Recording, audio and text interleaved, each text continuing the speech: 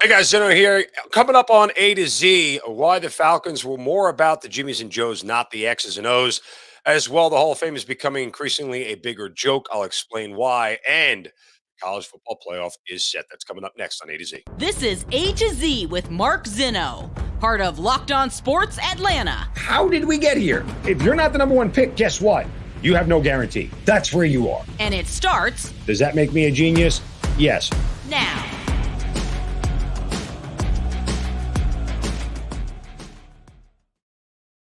Good afternoon. Welcome to A to Z here on Locked On Sports Atlanta, where today I tell you it's about execution. Welcome in. We are live here. Happy Monday. Appreciate you guys joining us. A to Z brought to you by our friends at betonline.net as we got a big show for you. So much to do today. Give us a follow on Twitter at LockedOnATL. Of course, I'm at Mark Zinno, MarkZinno. Make sure you guys subscribe to the YouTube channel as well. We're on Roku TV. Let's get it started because we are here on a Monday. And once again, from the moment the game ended yesterday, we're back to this ridiculous conversation about Marcus Mariota and Desmond Ridder. We are back to this ridiculous conversation of thinking that all of a sudden a change in quarterback is going to change the results. We're back to this ridiculous conversation and thinking that maybe we should just try this out for a goof and see how things go. You guys haven't realized that that's not the coach that you have, period. It's not the GM that you have. It's not the coach that you have. And I don't know why. I don't know what sort of more of a signal you need that that's not the tandem that you have here. And that's actually a good thing. Like you don't need well, let's just try it for a goof kind of coach. When you're in a rebuild, nothing is done capriciously. Nothing is done arbitrarily. Everything should be planned and laid out. And that's exactly what Arthur Smith and Terry Fontenot are doing. And I'm okay with it. This has nothing to do with Arthur Smith being stubborn. This has nothing to do with, the idea that, well, we need to know what we have in Desmond Ridder. They know what they have. They know very well what they've had hundreds of hours of practice tape through training camp and leading up to the season and all throughout practice tape all throughout the year. They know what they have. They know exactly what they have. And I can tell you with a fair amount of certainty, it ain't better than what's trotting out there right now. So there's that. But the reason the Falcons lost another close game yesterday had nothing to do really with the quarterback situation. It genuinely, let me rephrase that. It had a little to do with quarterback, but it's not as much as you think. Like, go back and remember how the game unfolded. Okay? Just take a look at the Falcons' very first drive, down 3-0. They are driving the ball from their own 21. They're at their own 42, 1st and 10. What happens is, I'm sorry, 2nd and 10, rather. Caleb Huntley runs for 8 yards, and guess what? Oh, it's a holding call on Felipe Franks. Make that 2nd and 15. Guess what? Incomplete pass. 3rd and 15, false start, Jake Matthews. Now we're 3rd and 20. That ends up being a punt. Next drive was a field goal. Next drive was a touchdown. The final drive of the half right there was they had to pass the whole entire time, which isn't necessarily a formula for success. We know this because they're under 2 minutes and they tried to get a score and it didn't work. Okay. Go to the first drive of the second half. Right? What happens here? Get the ball at their own 26. 1st and 10 from their own 37. Now 2nd and 6 from their own 41. Mariota's incomplete. 3rd and 6. What happens? Delay a game penalty. Sloppy. Makes it 3rd and 11. Guess what? Incomplete. Punt the ball away. Next drive was a touchdown. Next drive was a field goal. And then finally, at the end of the game, had expired. And oh, by the way, the last 2 drives were a total of 24 plays that went for 139 yards and resulted in points. Game was about the players. Wasn't about the coach. Wasn't necessarily about the quarterback. You had guys jump off sides. You had holding calls that stalled drives out. What did that have to do? Marcus Mariota didn't jump off sides. Marcus Mariota didn't hold. I'm not sitting here making excuses for Marcus Mariota. I've been as critical as play as anybody. Excuse me. You threw some bad balls yesterday. Underthrew some guys. The one to Kadero Hodge that hit Hodge right in the hands when he jumped up in the face. Yeah. If he throws that over him and Hodge, who's 5 yards behind the defender, can just run into the end zone, it's an easy catch. I'm not saying Hodge shouldn't have caught it, should have caught it. But like Mariota is not a high level quarterback. I'm not saying he is, but you're not going to get anything better out of Desmond Ridder. Well, how do you know that? Because the coaches told us so. He's told us without telling us. Pay attention. That's all you got to do. Just pay attention. Pay attention to what you're being told. Pay attention to what's in front of you. Oh, it's the bye week. Oh, we absolutely have to bring him in for the final 4 games. No, you don't. If you bring him in for the final 4 games, you are literally punting on the rest of the season. You don't know that. No, I do. The coach told us so. They're giving up on the chance that they could even get in the playoffs, whatever the record may be. Do I think they'll have some serious conversations about this week? Yes, I do. I absolutely do. I think they will 100% have serious conversations about what they want to do. I think, as a matter of fact, as well, the Buccaneers' next 2 games could decide a little bit more than we may be giving it credit for. Because if the Buccaneers win on Monday Night Football, they'll be 6-6. If they win the following week, which they play the 49ers, who are now a completely different team after Jimmy Garoppolo's injury, and they go 7-6, the Falcons are 2 behind with 4 to play. And in reality, they lose 1 more and the Buccaneers win 1 more. It's it. Right? They'll be 3 behind with 3 to play, and they'd have to sweep them. And the Falcons would need to have the tiebreaker in the division, which I don't know that they would necessarily have. Let me look at the standings real quick as we're going along doing this. Probably should have looked at that ahead of time. I apologize, but I'll tell you right now, the Falcons' division record isn't good. That much I do know. They're 1-3. So at best, they can only be 3-3. And when is it? It's the Saints is the second to last game. Yeah. Okay. So that's what it is. Right. All right. So the Falcons have the Saints coming out of the bye. So if they lose that game coming out of the bye, division is done and they're out of the playoffs. That's what'll happen. If the Buccaneers win the next 2, the Falcons can lose to the Saints, and that would be the end of their season. Then you would see Ridder for the final 3 games, which is what we've said all along. He won't be in there until the Falcons are eliminated from the playoffs. I mean, we've heard the same thing over and over again. I don't know why everybody, all the sports media, all my colleagues in this town are doing the same ridiculous thing every single week. You're banging your head against the wall, and you're not really giving any credit to the coach, who obviously has done an amazing job. Oh, by the way, in case you didn't look at the numbers from yesterday, Falcons ran for 150 yards on the ground against one of the best run defenses in the league. That's 2 weeks in a row. 2 weeks in a row that they have run for 150 on 2 of the toughest run defenses in the league. Oh, the defense is playing so well. No, they're facing really bad offenses. Steelers are a bad offense. Commanders are a bad offense. Right? The Bears are only becoming a good offense. The Panthers are a bad offense. Chargers are a banged up team. I mean, they haven't faced a good offense since they faced the Bengals and the defense gave up 35. I don't want to take anything away from the defense. They still can't get off the field on 3rd down. It's a major problem. But, you can argue the defense is doing their job. And yes, you hold a team at 19 points 2 weeks in a row. You would like to win that game. Blame the guys who jump off sides and get false starts. Change the complexion of the drive. It's that simple. I mean, it was one of those games where the Falcons only had, I think, 8 drives the entire game. I'll count it up again here real quick.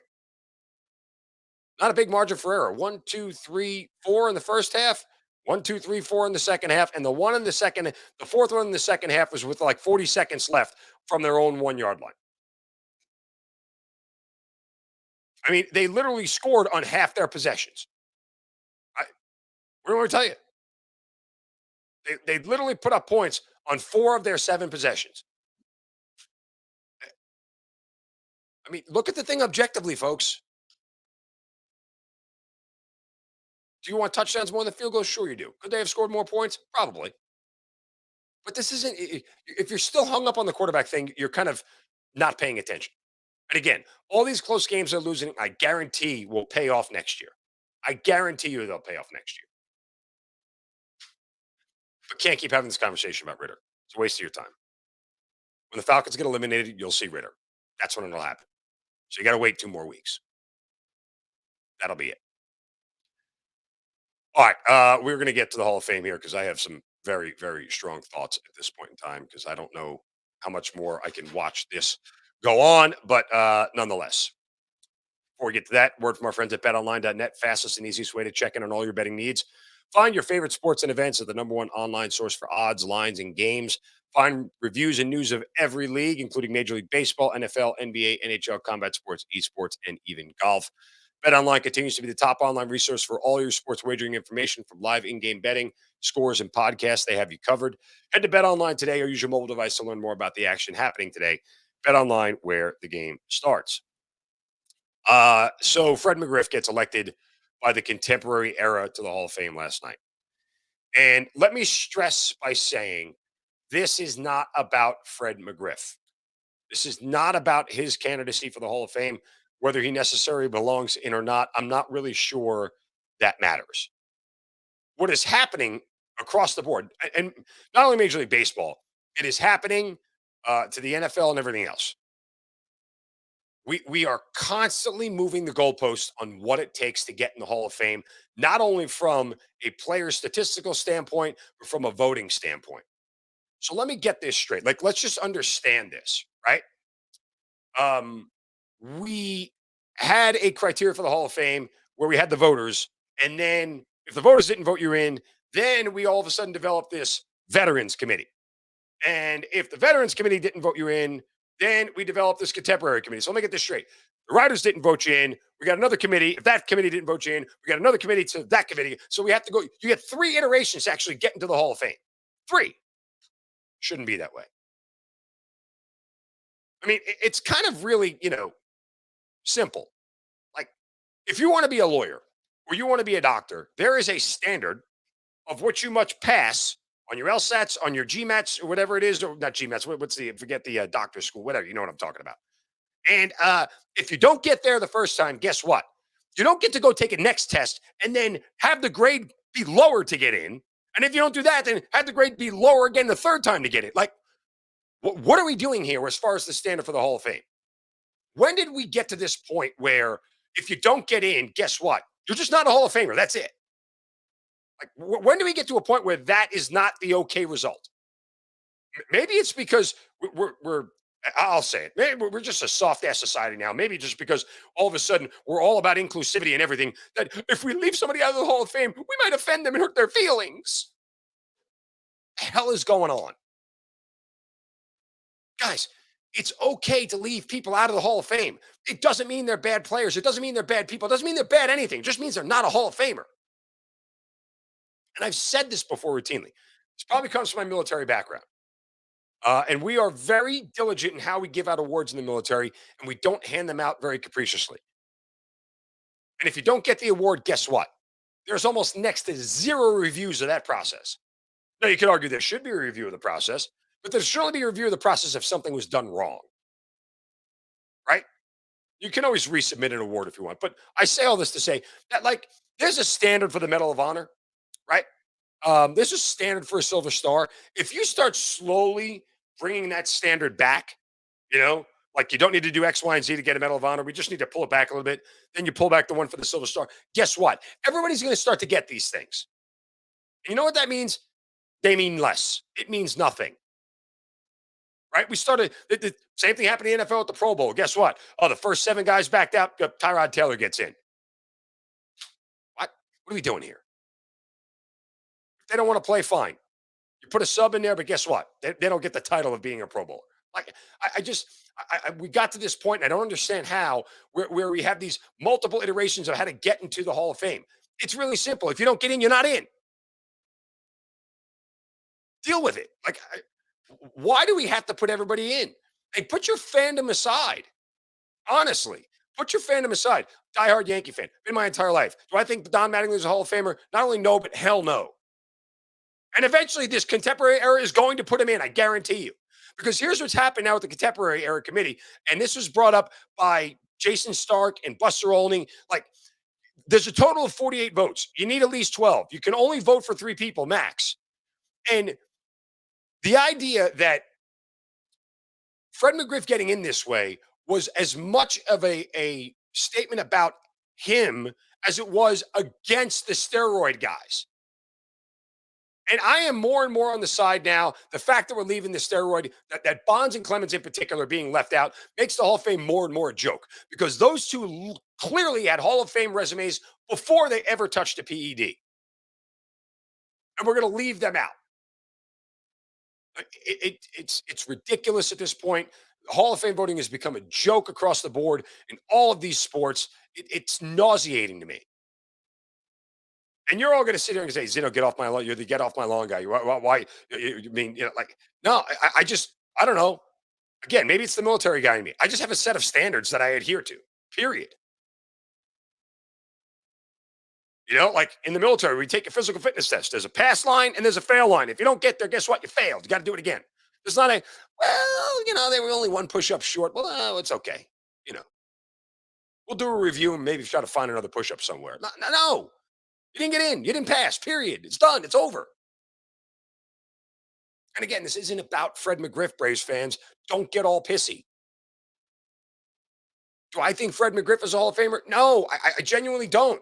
Because here's the problem, and this is the perfect illustration of it. Sure, Fred McGriff's a Hall of Famer. I'll ask you a question. Mark Teixeira a Hall of Famer? No. Paul Konerko a Hall of Famer? No. They have so many comparable stats to Fred McGriff, it's not even funny. So now once you let McGriff in, now you have to open the conversation to Teixeira, to Konerko. And when you let them in, then you have to open the conversation back even further to lesser and lesser guys. Where does the line stop? When do we stop moving the goalposts? When do we stop moving the line to get into the Hall of Fame? You tell me, because I don't know when it's going to stop. 500 home runs is the standard. You get 500 home runs, you go in. McGriff's got 493. Oh, well. If you needed 1,200 on your SATs to get into a school and you get an 1190, guess what? Oh, well, you don't get in. It's okay. I don't get when we got to this point where all of a sudden this is like, oh, my God. We've offended Fred McGriff. We've offended Dale Murphy. We've offended Don Mattingly and Kurt Schilling and everybody else because they can't get in the Hall of Fame. I don't get it. I don't get it. Maybe you guys do. Maybe, again, could I be wrong? Possibly. Do I think I am? No. I think I've hit this one right on the head. Again, and you guys let your fandom get in the way. I don't get emotional about this stuff. I do it with objectivity. And that's the way it should be treated, with objectivity. Blind resumes across the board. Sorry, Fred McGriff. You led the league in home runs twice. Never led the league again in any other statistical category ever. Now, could you argue, well, when the steroid guys took over and took all the numbers, yeah, I don't know what to tell you. I don't know what to tell you. I mean, honestly, I don't. Like, I don't know how to say it. He finished top 5 in the MVP voting once. Once. 5 All-Star teams in 20 years. What are we doing here? And again, I have to point out all the bad stuff to make it look like he doesn't belong in when there might be a case for him to get in, but I don't think he should be in. Harold Baines shouldn't be in. There's a bunch of guys who shouldn't be in. And the NFL is even worse. The NFL is a joke the way they put people in the Hall of Fame. Okay, I'll get off my soapbox now. I feel like I've said enough. If you don't agree with me, you're never going to agree with me. But you're also not going to change my mind. I like standards. I like rules. I like, the idea of you have to be X to get Y. And if you're not X, guess what? No fruit cup. Want to remind you guys to make sure you check out Locked On Falcons with Aaron Freeman. We appreciate you guys making it your first listen. For your next listen, check out Locked On Sports Today podcast. Biggest stories of the day, plus instant reactions, big game recaps, and the take of the day. It's available on the Odyssey app, YouTube, and wherever you get your podcasts. You guys know what time it is. Time to hand out a shovel of wisdom. Brace yourselves, because it's time for the shovel of wisdom.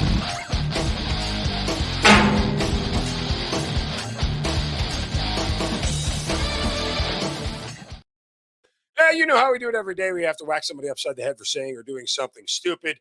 You can do so on my Twitter account at MarkZinno, MarkZinno. Just use the hashtag shovel of wisdom. And today my shovel goes to NFL schedule makers. Yeah. Just doing a little forecasting, looking ahead. Kind of forgot about this until last night. Uh, you know, it's December. It's the holiday season. Oop de oop and dippity dop, and don't forget to hang up your sock, kind of deal. We are just 3 weeks away from the week of Christmas. Hope you've got your shopping done. And because Christmas happens to fall on a Sunday, the NFL typically does this whenever Christmas falls on a Sunday. They make all their games go on Saturday on Christmas Eve, not Christmas Day. Respect families in America and all that other stuff. But this year, the NFL decided to go head to head with the NBA and say, hey, Christmas Day used to be for the NBA only. Guess what? NFL is going to take over. Why? Because we are the ratings kings and we're going to take over. Yeah. They missed the boat on the teams they picked for Christmas Day. Right now, as it stands, there is only one team with a winning record set to play on Christmas Day. Remember these matchups, guys? Green Bay at Miami at the 1 o'clock. Denver at the Rams at 4:30. What a puke, disgusting matchup that is. Thank God there's basketball on. And then Tampa Bay at Arizona in the nightcap. Yeah. Like, honestly, the NFL should flex some of this stuff. Just do it. Like, who cares? Just do it. You got Washington, San Fran, Philadelphia, Dallas, Cincinnati. You can put Cincinnati, New England on Christmas Day for crying out loud. Hell, Seattle, Kansas City. You got so many options. Like, seriously. Just flex two of those games. The ones during the day. I don't need the night one. I'll be fat and happy and drunk by that point in time. I don't care. Awful. And again, there was no way for the NFL to know who was going to be good and who wasn't. But dear, how unfortunate is it for them that they went through all of this to put this Christmas Day schedule together, thinking, you get Aaron Rodgers and the Miami Dolphins. You get two markets like Denver, Russell Wilson and Matt Stafford, and the Rams and Denver and AFC contender, NFC contender. And Tampa Bay, who stinks, against Arizona, who stinks. Good job, NFL. Can't win them all, right? There you go. There's that. Okay. College football playoff is set. Georgia and Ohio State and Michigan and TCU. I've said this all weekend long, and I'll say it again. And I told you guys 2 weeks ago there was a path for Bama to get to the playoffs. Everybody told me I was crazy. There's no way all five of those things can happen. Guess what? All five of those things did happen. And I'm not sitting here telling you Alabama should be in the playoff because I don't necessarily believe Alabama should be in the playoff. However, if you didn't want to see a semifinal matchup on New Year's Eve of Georgia, Bama, Michigan, Ohio State, you must hate everything in life. You certainly don't love college football. You don't love Christmas. You don't love holidays. You don't love chocolate. You don't love sex. You don't love beer. You don't love everything that's great in this world. Because literally, those two games going on the same day on New Year's Eve would stop the world from rotating on its axis. That would be the greatest day, the greatest single day in the history of college football had they done it. And I really wish they would have. I don't care if they didn't deserve it. I don't care. Georgia, Bama, Michigan, Ohio State would have been chaos. And we were oh so close. We were oh so close. Damn you, Brian Kelly, for getting that 2-point conversion. Damn you. Bama has one less loss they're in. That's it. They would have been in. It was that simple. Really, really, really would have been that simple. But anyway, we could dream. It'll never happen again. Anyway, Georgia taking on Ohio State. Look, this line at 6.5 is really curious to me. And remember, in years past, most of these semifinal games have been blowouts. They haven't been interesting. So, but I mean, and I say this, I don't say this to slight Georgia. I don't say this to, I don't say this to sort of irritate any Georgia fans. I'm actively going to try to find a way to bet Ohio State. Like I gotta see where they can have an edge. And that will be my determining of how much Georgia can really win this game by, because I genuinely only think there are two outcomes for Georgia. They blow them out or they lose by a field goal. I don't see a scenario where Georgia only wins by a field goal. I don't see a scenario. I definitely don't see a scenario where Ohio State blows them out. Um, but I think genuinely, the point stands that it's one of those things where, uh, you know, I can objectively say that Georgia is the better team, but Ohio State is one of the few teams in the nation that can match Georgia talent wise pretty much at every position. Like Ohio State's not getting outclassed from a talent perspective.